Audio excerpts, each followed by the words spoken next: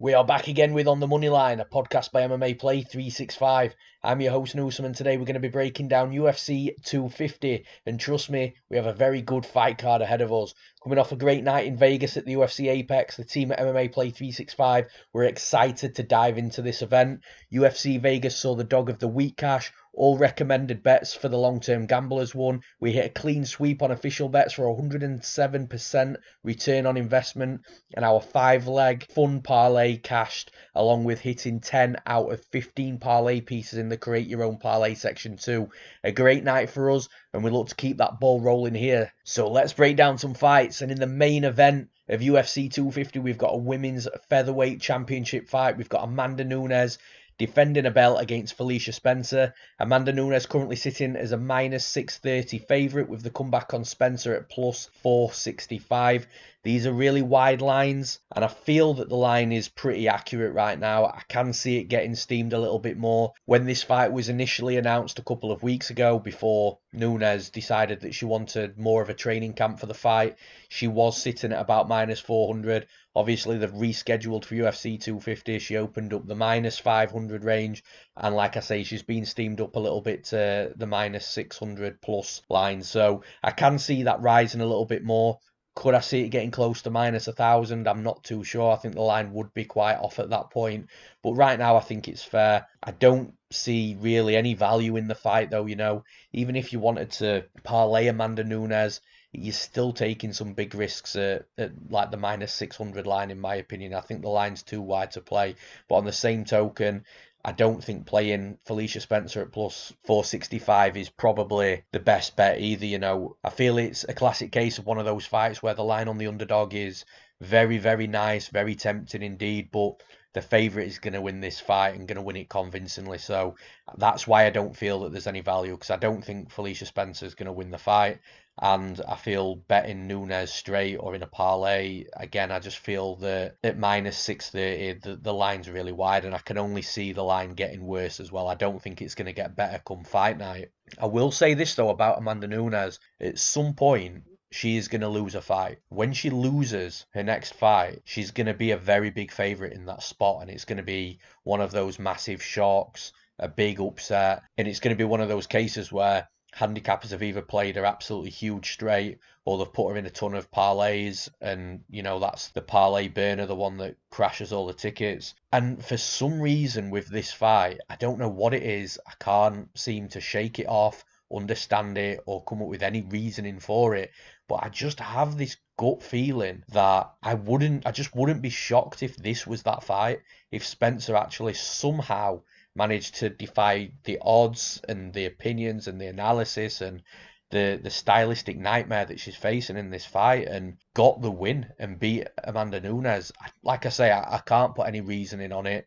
I can't explain it. It's just a weird gut feeling that I've got right now. It's pretty strange. But in regards to the fight itself, like I've already mentioned, stylistically, it absolutely favours Amanda Nunes. Both fighters are great on the ground. Amanda Nunes has got multiple submissions. Spencer's got multiple submissions. They're both not bad at getting the fight down to the mat if and when they want to do it as well. They've both got different styles of shooting, so Spencer does tend to look for the more traditional wrestling takedowns, whereas with Amanda Nunes it would be a trip or a foot sweep, or maybe even knocking her opponent down and getting on top that way. So they've both got the ways to get the fight to the mat. Now, if it hits the mat, it's going to be really interesting. I almost feel that whoever's on top is going to be the one controlling the position, and it's going to be difficult for the fighter on bottom, because as good as Nunes is on the mat, I feel that if Spencer does get on top of her, I don't think that Nunes is going to be instantly going to be able to sweep or reverse position or stand back up straight away either. She's going to have to work for that top position, or she's going to have to work for that get up for sure. But then on the flip side, if Nunes gets Spencer down, I think Nunes is good enough on top to keep Spencer down. And again, just make her work. Just like I said with Nunes, make her work for the stand-ups, work for any sweeps or reversals. So I do think it's going to be close on the mat, and whoever gets on top is going to have some dominant positions, some nice top control time wasting the clock away. But all fights start standing. And I do feel that at some point it is going to be Spencer shooting for the takedowns more than Nunes. In fact, I don't think Nunes is going to look to get this fight to the mat, because I feel that the striking differential in this fight, the gap in skill on the feet is just huge. Nunes is head and shoulders above where Spencer is in regards to striking, fundamentals, power, combinations, movement, kicks, mixing in those kicks with the combinations, being able to get in clinch positions, knees to the body, all these variety of attacks that Nunes can throw, and the weapons that she has in her arsenal, I think puts her, as I've mentioned, light years ahead of where Spencer is in regards to her striking. And Spencer's aggressive.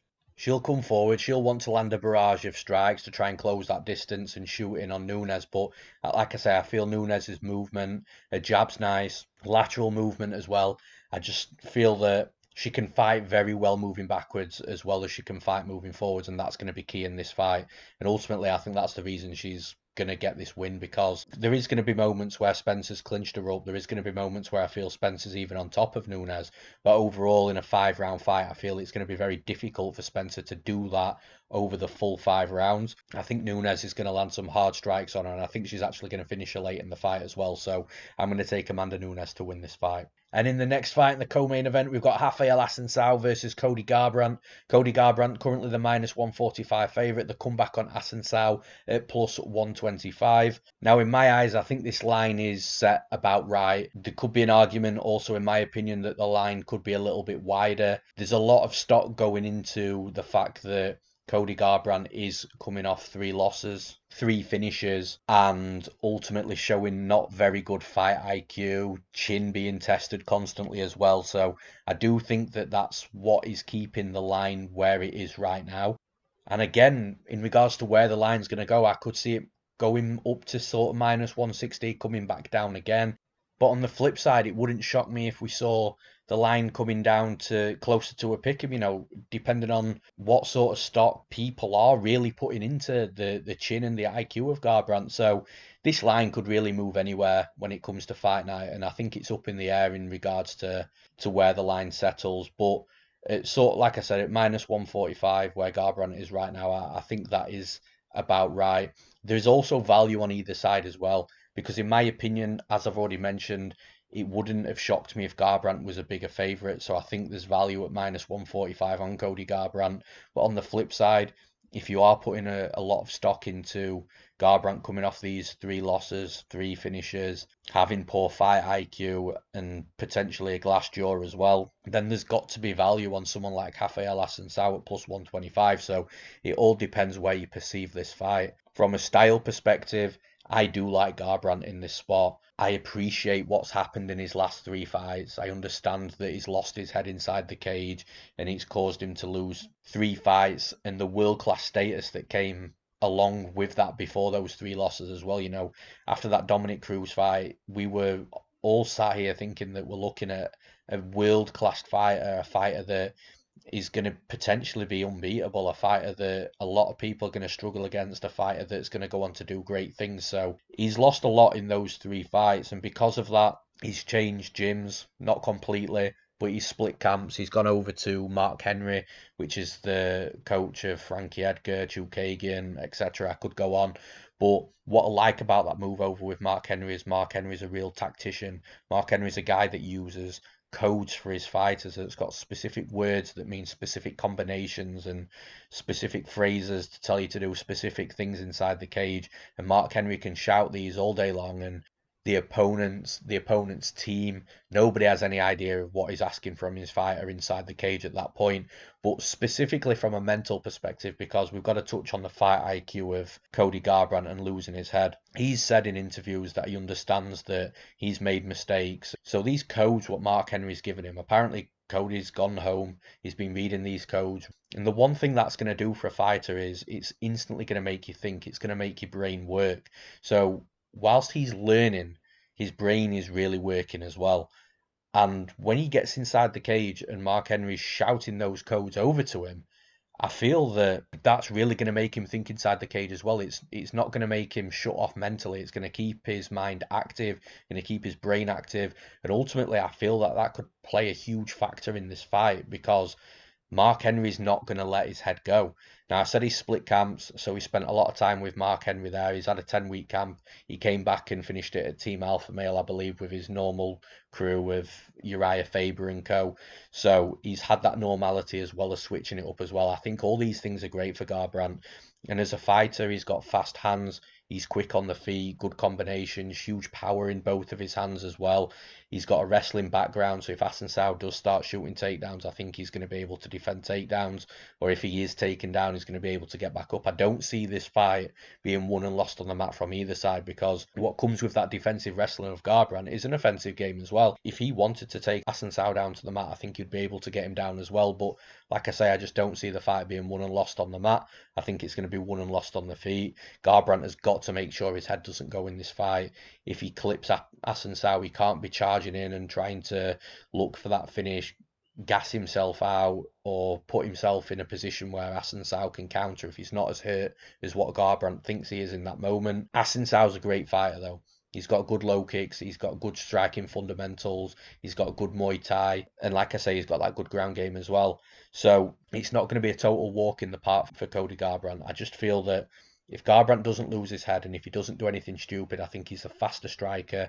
I think he's going to be quicker to the punch. He's the better fighter and striker in combinations as well. And I just feel that he's going to be able to move forwards and move backwards and gauge his range really well.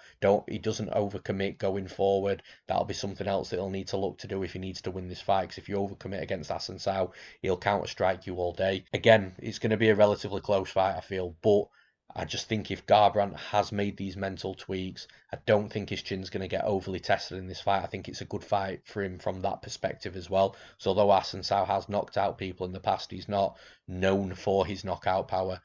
So I just feel that Cody, from a technical perspective, speed and movement, he's going to be able to land on Assuncao. I think he could potentially hurt Assuncao as well.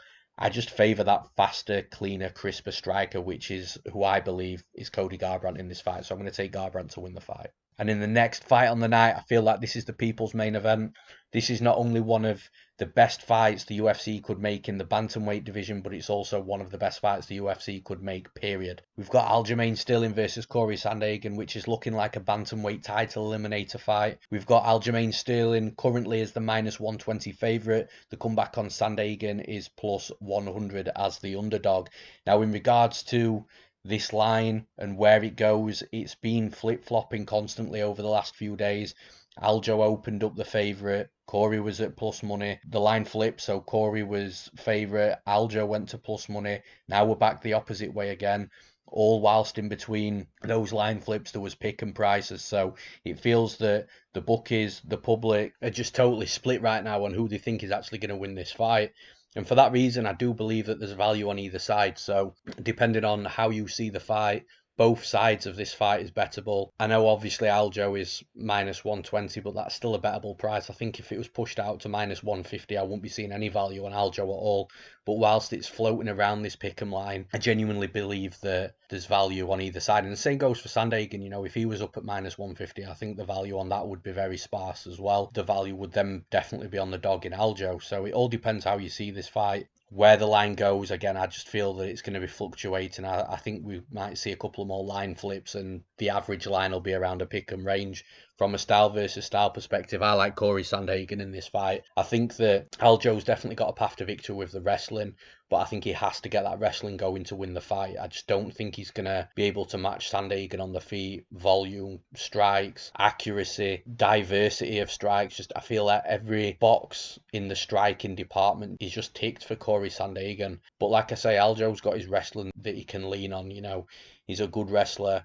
He's got Matt Serra, Ray Longo in his corner as well, so he's got a great team behind him, specifically Matt Serra in regards to this wrestling department, because once the fight is on the mat, he's then got to work his jiu-jitsu, his grappling to keep Sandhagen down, which is going to be a problem. And this is ultimately one of the reasons why I feel that Sandhagen's going to win the fight, because where I can see Aljo scoring a couple of takedowns along the way, I just don't think he can keep Sandhagen down for too long, enough to run that clock down, to waste the time, and ultimately to sway the judges to be seeing that type of action on the mat. I think that, like I've said, if Aljo gets his takedowns, I think Sandhagen's going to be able to work his way back up to his feet, maybe with it being locking a Kimura on or locking a guillotine on the way down and using those submission attempts to stand back up. Either way, Sandhagen is just really tricky on the mat. I think his Brazilian Jiu-Jitsu is very underrated as well. I think he's got a good scrambling game, a good get-up game.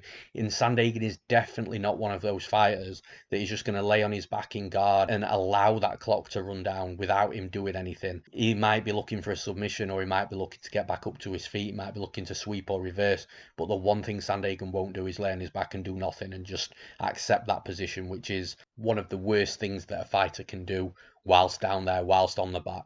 So that's what leaves me with the fight's probably going to be won and lost on the feet. And like I say, the volume coming from Sandhagen, I know his statistics say that he gets hit quite a lot as well. But, you know, you look at the difference between the strikes he lands and the strikes he absorbs, and it's actually a bigger number than Aljamain Sterling's. Again, Aljamain Sterling gets hit way less than Sandhagen, but his output isn't as great. So the difference between the absorb to the hit ratio is higher on Sandhagen's end. And you can see why, because Sandhagen is constantly throwing its crisp, accurate striking. I just don't think Sterling's striking is anywhere close to as technical as what Sandhagen's is. And actually, one aspect of Sandhagen's game that I really like is his ability to recognize danger and evade it. So he will slip just out the way of strikes. Again, I know his statistics say that he gets hit a lot, but actually, you'll find that, for example, a fighter like John Lineker threw a lot at him. So although he got hit a lot by Lineker, he also evaded a lot of strikes as well. And he tends to see these strikes coming really, really well. It's like he's really awake inside the cage.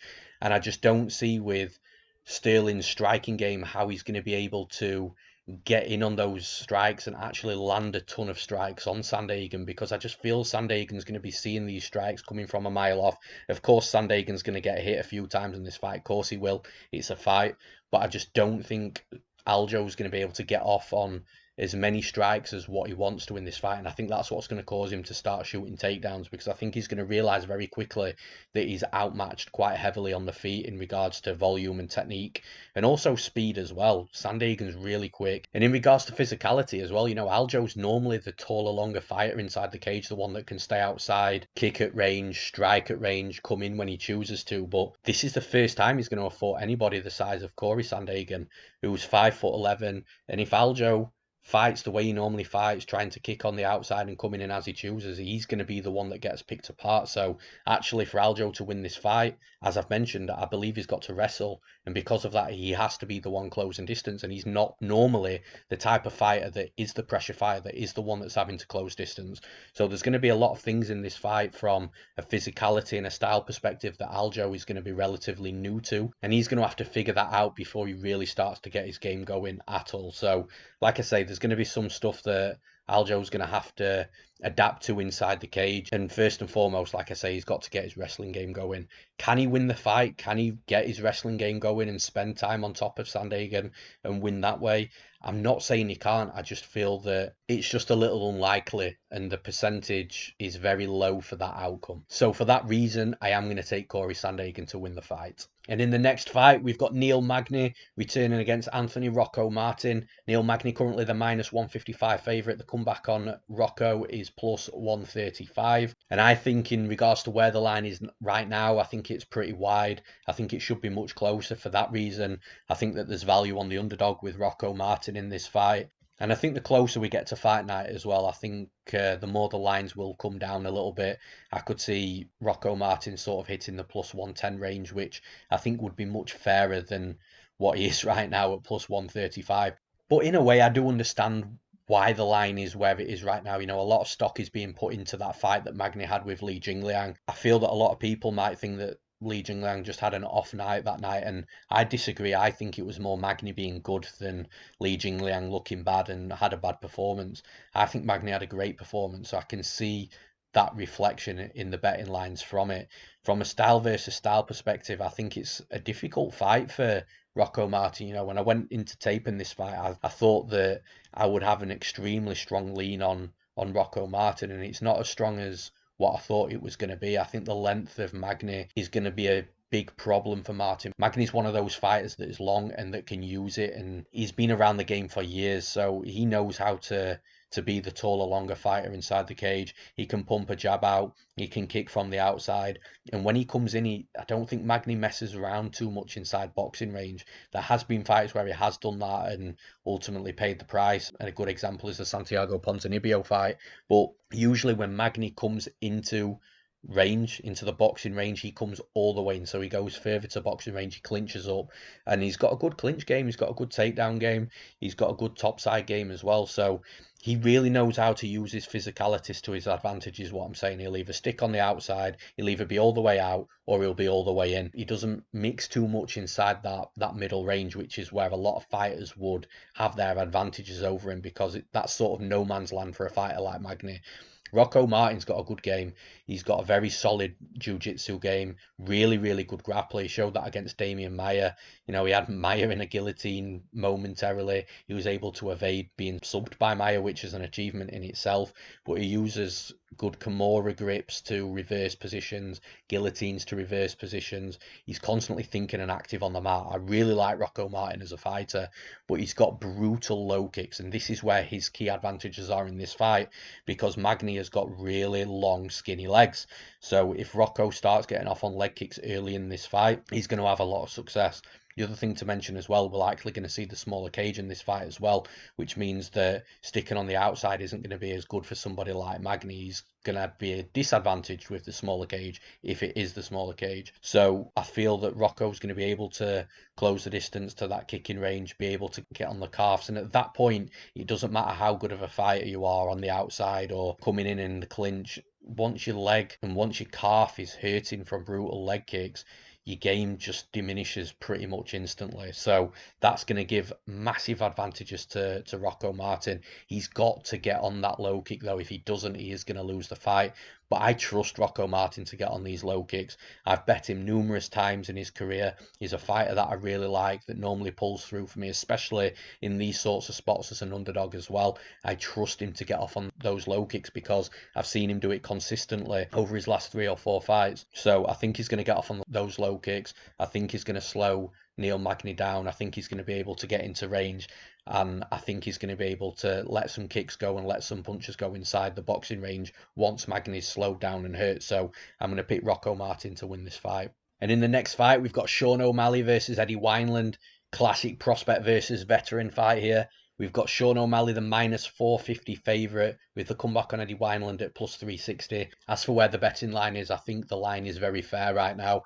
I think it could potentially be even higher as well. It wouldn't have shocked me seeing it at -500, -550, and it might end up getting there closer to fight night, because I just don't see the money coming in on Eddie Wineland in this spot. I think it's stylistically a great fight for O'Malley, and anybody that's betting Eddie Wineland in this spot, it's just got to be an opportunistic shot on a huge underdog, hoping that it cashes. But as I've mentioned, stylistically, I definitely favour Sean O'Malley. He's taller, he's longer. The speed advantage is going to be absolutely insane for him. So I think he's going to be able to land 2 or 3 shots before Wineland's even wound up on one of his big overhand rights. The thing is with Eddie Wineland is he starts fights really well. He comes in, he's got this funky movement, he's moving his shoulders from side to side, his head's popping all over, he's bouncing around the cage, he's making himself a moving target, which is great. But that movement just doesn't stick. And after a sort of 2 minutes, 2.5 minutes, you'll see that slowly drop off to a point where he's now a flat-footed, boxing-heavy fighter. And that sort of style against someone like O'Malley is just a nightmare. Because although Wineland doesn't load up totally on all his shots, he is looking for big shots to knock his opponent out because he's got a ton of power in his hands. But that type of fighter against someone that's very tall, very long, very quick, very elusive, and a very evasive fighter is going to be able to see those big power shots come in. And yes, of course, one of them can land, and if it lands, then O'Malley might be in trouble. But I just think that it's going to be tough for Wineland to really land too much in this fight. I think he's going to get picked at. I think for every 1 punch that he loads up and wings an overhand at O'Malley, O'Malley's going to be landing 2, 3, maybe 4 strikes, and he's just going to accumulate volume. I think it's going to be one of those types of fights where he's just slowly busting Wineland up. The more he busts him up, the more Wineland's coming forward trying to look for the big knockout shot. The more he's trying to look for the big knockout shot, the more tired he's going to get, the more frustrated he's going to get, which is going to leave more openings for O'Malley. And I think eventually O'Malley is going to land something on Wineland that puts him out. So I'm going to take Sean O'Malley to win this fight. And in the next fight, we've got Alex Bruce Leroy Caceres versus the exciting young prospect Chase Hooper. Chase Hooper currently the -155 favourite. The comeback on Alex Caceres at +135. Now, this line opened much closer, and I think it was a pick 'em at one point. Obviously, the money's coming on Chase Hooper. I do understand it. I do still think that there's some value on that line with Chase Hooper. If it gets much higher, then I'm not sure that value will be there. It'll start to become a little bit stretched, but right now there's value on his line for sure. And I like Chase Hooper in this spot. I think that he's still a very green fighter. His striking absolutely needs some work because it's just not on par with what it should be in the UFC. It has to develop. The kid is still young, so he is going to be rapidly developing each fight. That striking will come with that, I'm sure. But the reason why he's so good, the reason why he's in the UFC at this level and he's a favourite against a veteran like Bruce Leroy and Alex Caceres is just because of his grappling. His grappling is very, very good. Now, when I first got into tape and I was watching it, I just thought it was really a really weird approach to grappling, very strange, very awkward, but just something that works for Hooper. But actually, when I looked at it in a little more depth, I just realised that his grappling game is just so advanced, and it almost reminded me of the type of grappling that we're currently seeing from guys like Bryce Mitchell. And again, it's almost like we're seeing a new area of Brazilian Jiu-Jitsu inside MMA. You know, these guys are doing stuff that is slightly different, weird submission attempts, weird transitions, weird locks with the legs whilst they're on the back trying to defend. And like I say, I saw Chase Hooper lock up a very strange reverse triangle and then ended up working his way to the back of his opponent methodically, logically. And I was just watching it just thinking, well, wow, that's stuff that we don't see. And like I say, the only word that I can use to describe it is just advanced, like we're almost entering a new era. The grappling's really good from this kid. And in regards to Alex Caceres, this is something that he's always had problems with. He's always had problems with grapplers. And to be honest with you, I've never been that high on Alex Caceres either. He's always been an okay fighter, exciting to an extent, and actually someone that Dana White loved because his record isn't that great yet. It's been kept around for years and years. His record is 15-12, which is actually 10-11 in the UFC, so he's not even a .500 fighter inside the octagon. He tends to like to fight on the back foot, moving backwards, bouncing around the cage. He will come forwards as well, but he's a fighter that is more evasive than aggressive, and he tends to get taken down in fights. And when he is taken down in fights, he tends to give up bad positions, stay on his back. Once he's on his back, he doesn't look to get back up. And I just feel that, again, if we're in the smaller octagon, this is going to play more into the hands of Hooper. Hooper's going to come forward, crash forward with kicks, with wild strikes, untechnical strikes. But what that'll allow him to do is get into these clinch positions where he can then look to pull Caceres down to the mat. He isn't the greatest offensive wrestler in regards to traditional takedowns like double legs and single legs, but just like I was saying about Marlon Vera a few weeks ago, you know, he finds ways to get these fights to the mat. Even if he's in a bad position to start with, he'll be able to sweep, reverse, get himself into a good position. I just feel that this fight hits the mat at some point, and when it does hit the mat, Hooper's going to be able to work. He's going to find his way to the back of Caceres, or he'll find his way to mount.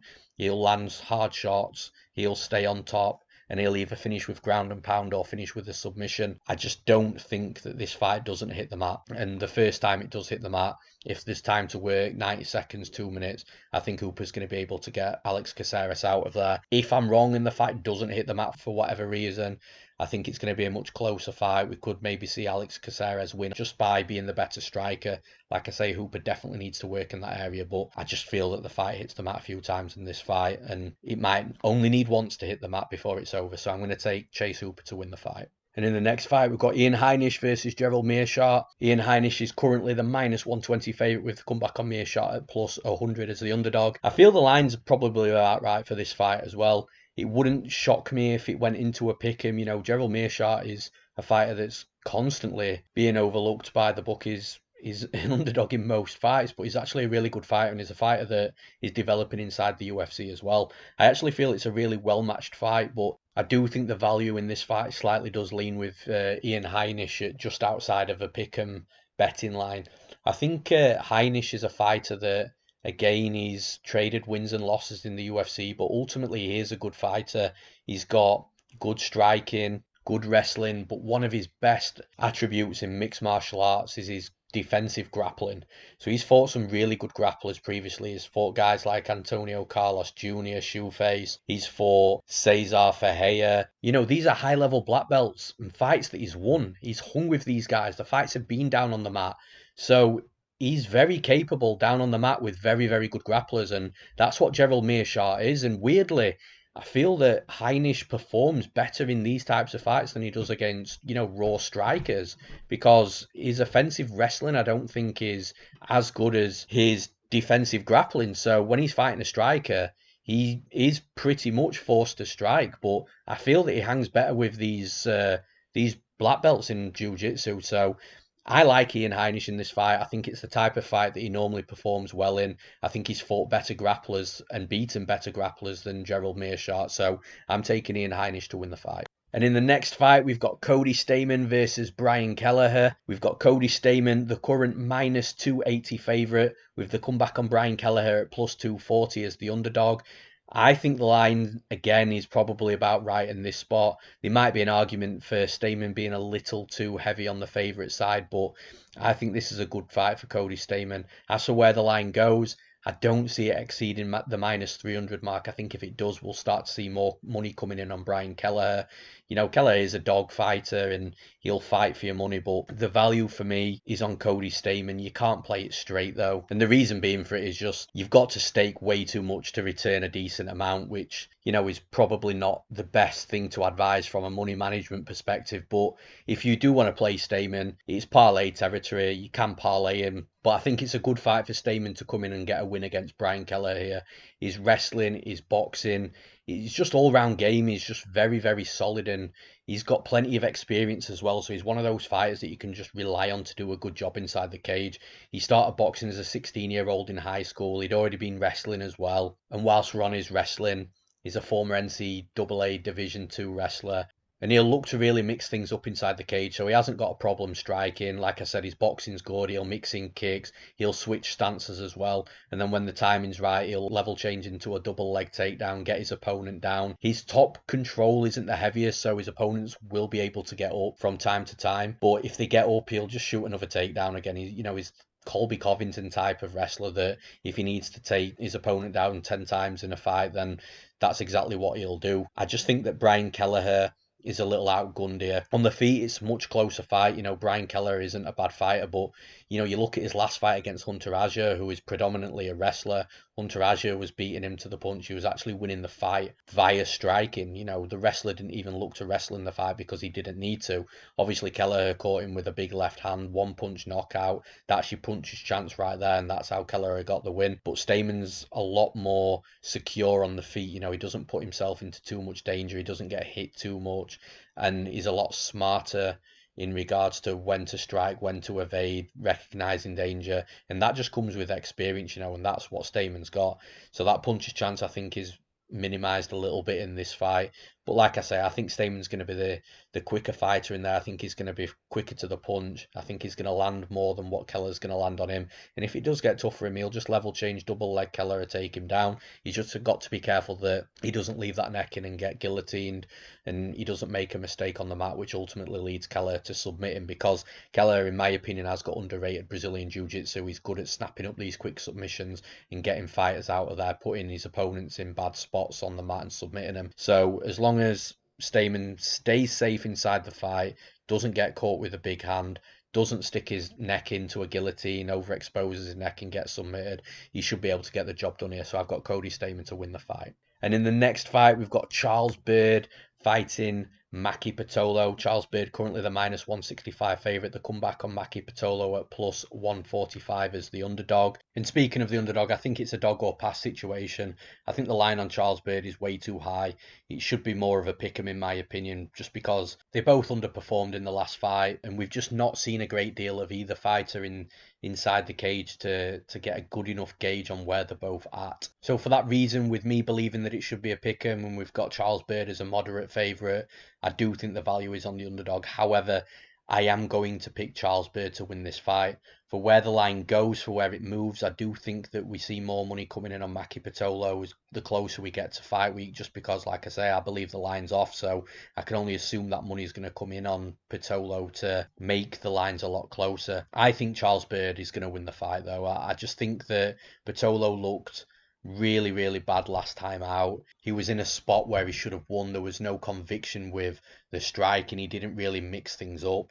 He sort of tired himself out a little bit as well, even though he wasn't really putting too much pressure on and putting a high-paced fight on as well. So, it could have been UFC debut jitters. That's a potential reason for why he performed the way he performed. But I just think Charles Byrd has got the UFC experience. He's more well-rounded, so his striking is okay, but he will look to clinch. He's strong. He will look to wrestle. I think Byrd's just got more paths to victory in this fight, and I think he's just going to look better on the night. So, although I do believe it's a dog or pass situation, I am going to take Charles Byrd to win the fight. And next up is a great fight in the flyweight division. We've got Jussier Formiga versus Alex Perez. Alex Perez currently the -140 favourite. The comeback on Formiga at +120. And I agree with this betting line. I think it's about right, to be honest. I do feel that there is still some value on the favourite in Alex Perez.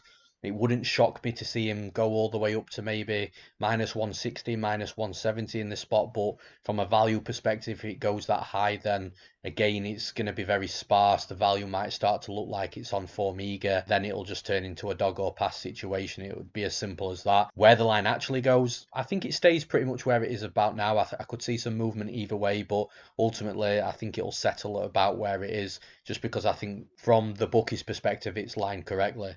Now, for the fight itself, I just think it's a difficult fight for Formiga. Formiga tends to really only have one major path to victory in all his fights, and that's to get his opponent down, get the back, and potentially submit them, or just remain in dominant positions on top of his opponent, run the clock down, make them work, land strikes, and win that way. But with Alex Perez, I just don't think it's going to be that easy. This is a guy that's also very well-rounded.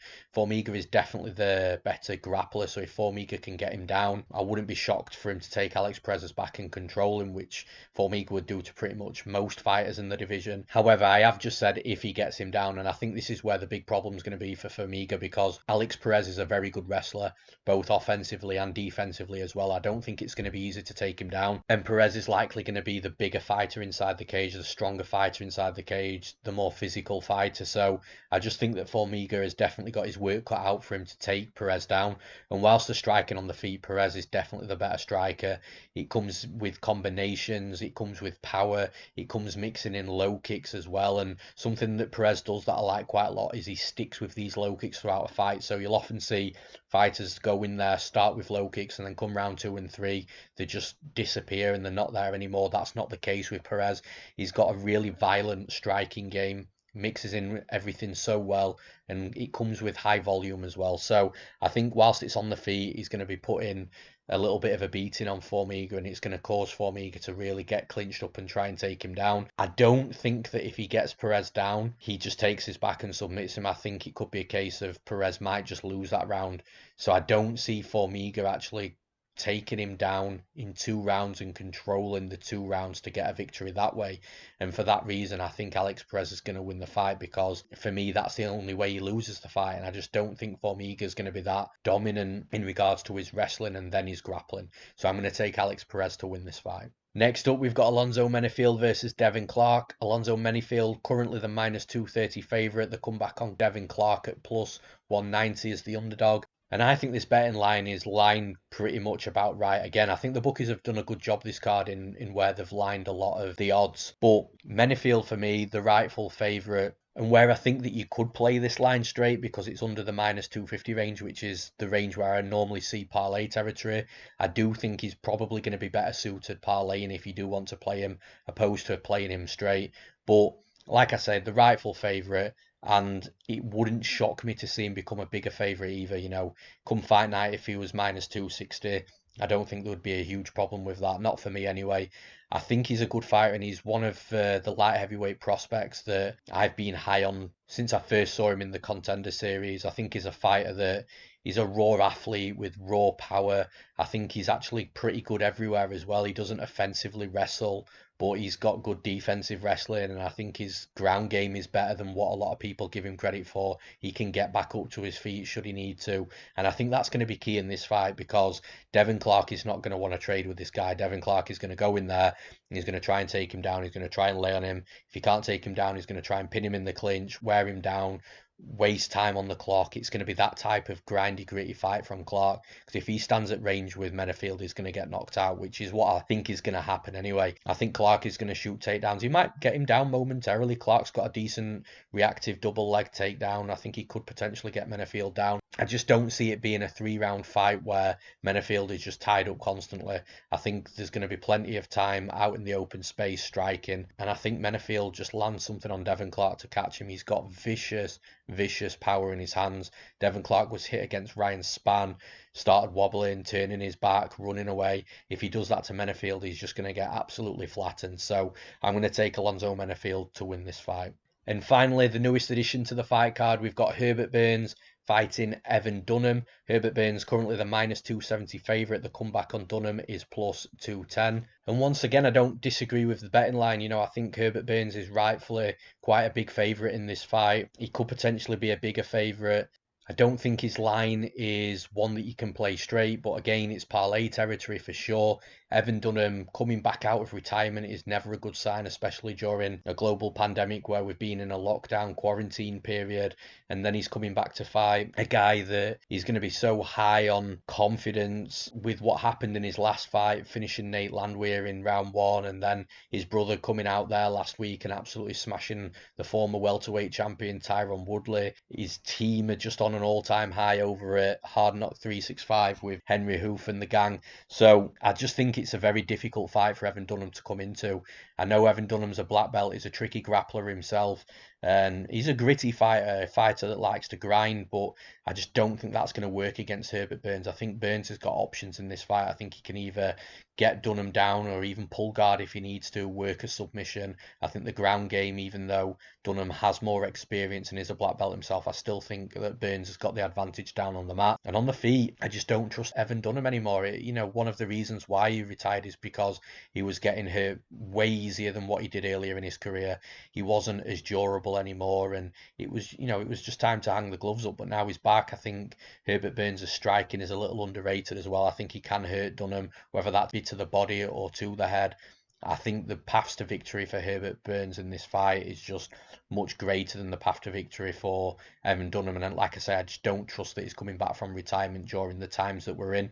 So for that reason, I'm going to take Herbert Burns to win the fight. And that's all for this episode of On the Moneyline. I hope you all enjoyed it. And once again, guys, I'd appreciate all likes to the video and subscriptions to the MMAPlay365 channel too. Remember, you can get all the betting advice you'll ever need over at MMAPlay365.com. We cater for long-term gamblers that like to build their own bets and strategies, gamblers that just want to follow exactly what I bet on, and as a long-term winning gambler over the last 3.5 years, that'll come good for you. We also cater for you fun gamblers as well that like the long shot fun parlays, or ACCAs as we call them in the UK.